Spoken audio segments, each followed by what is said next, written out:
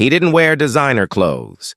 He didn't drive a luxury car. He never posted about success or talked about getting rich. He was quiet, ordinary, invisible. But when Ronald Read passed away in 2014 in the peaceful town of Brattleboro, Vermont, people discovered something shocking. The man they thought they knew was living a double life. Ronald wasn't just a janitor. He was a self-made millionaire. He died with a fortune of over $8 million.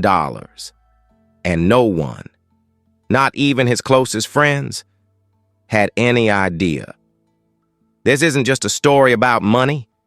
It's a story about what wealth really means, and how sometimes the most powerful fortunes are built by the people you least expect, in the places no one's looking. Ronald Read was born in 1921 in a small Vermont town with more cows than people.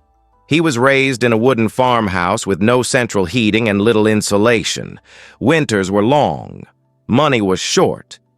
But from the beginning, Ronald was taught one truth: work is sacred. He grew up during the Great Depression. He didn't learn about scarcity from documentaries. He lived it.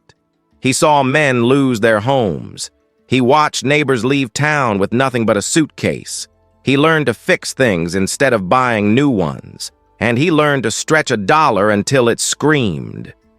After high school, Ronald joined the Army and served during World War II. He didn't come home a hero. He came home a mechanic, a man who kept things running, a problem solver, a quiet builder. He got a job at a gas station. Years later, he took another cleaning floors at a J.C. Penney store. He never earned much. He never asked for more. But every single month, he set aside a piece of his paycheck, and he invested. He didn't follow stock tips. He didn't try to get rich quick. He read constantly, newspapers, company reports, investment books from the library. He learned about compound interest before it was trendy. He understood dividends, and he believed in the quiet power of time. He bought stocks in companies most people ignored: Johnson & Johnson, CVS, Procter & Gamble. He didn't chase fads.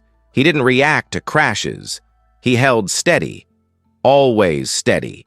Every dividend was reinvested. Every dollar left to grow. While others panicked in 2008, he held firm. While the dot-com bubble burst, he read quietly at the diner with a black coffee in hand. Ronald didn't try to beat the market. He tried to outlast it. His neighbors never suspected a thing. He wore old flannel shirts. His coat had safety pins where buttons once were. He drove a used car with rust on the bumper. He never talked about money, never bragged, never hinted. Some thought he was poor.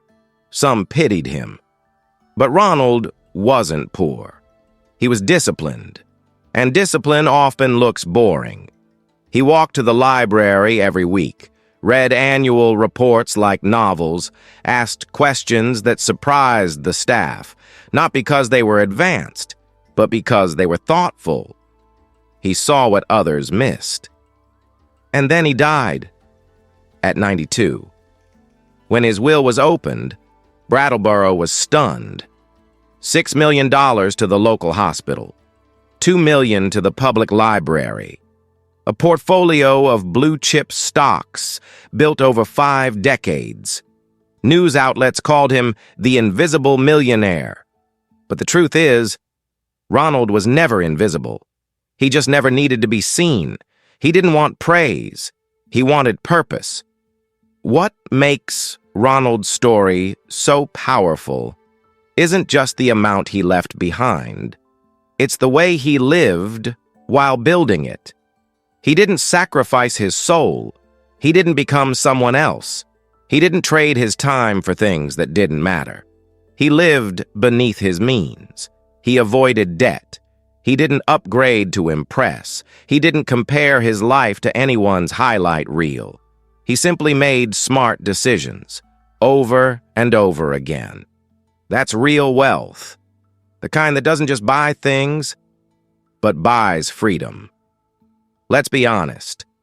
In today's world, wealth is loud, it's fast, it's filtered and hashtagged. People chase status symbols, followers, flash. But Ronald Read lived in reverse. He didn't build a brand. He built peace of mind. He didn't flex. He gave. He didn't race. He walked intentionally toward a future he believed in. And when he arrived, he didn't scream, "Look at me." He quietly changed the lives of people around him. That's what real impact looks like. Think about this. How many lives were touched because Ronald read quietly, saved quietly, invested quietly? Hospital beds, books, scholarships, inspiration, and yet no Instagram post, no motivational speech, no podcast tour. Just a man, a plan, and decades of consistency. The world will try to sell you speed, success in 30 days, millionaire in a year, overnight wins. Don't fall for it. The most durable wealth is built like Ronald built it.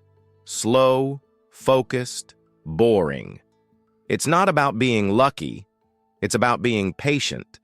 It's not about having money. It's about respecting money. Ronald didn't have a six-figure income. He had a six-figure mindset. And that mindset outperformed everything else. Now, what about you? Are you chasing noise or building in silence? Are you measuring your worth by what you show or what you grow? Do you want to impress strangers or free yourself? Ronald's story is more than inspiring. It's instructive. It proves that wealth isn't a personality. It's a process. And that process is available to anyone, even a janitor. You don't need permission to start. You don't need perfection. You just need time and the courage to stay the course. At Richchemy, we believe in stories like Ronald's. Stories that don't just entertain, but transform. Because the future belongs to those who plan for it. So if you're ready to build something real, if you're tired of hype and hungry for truth, subscribe now. Join the journey. And let's uncover the secrets of quiet fortune together. Because sometimes the richest man in the room is the one no one notices.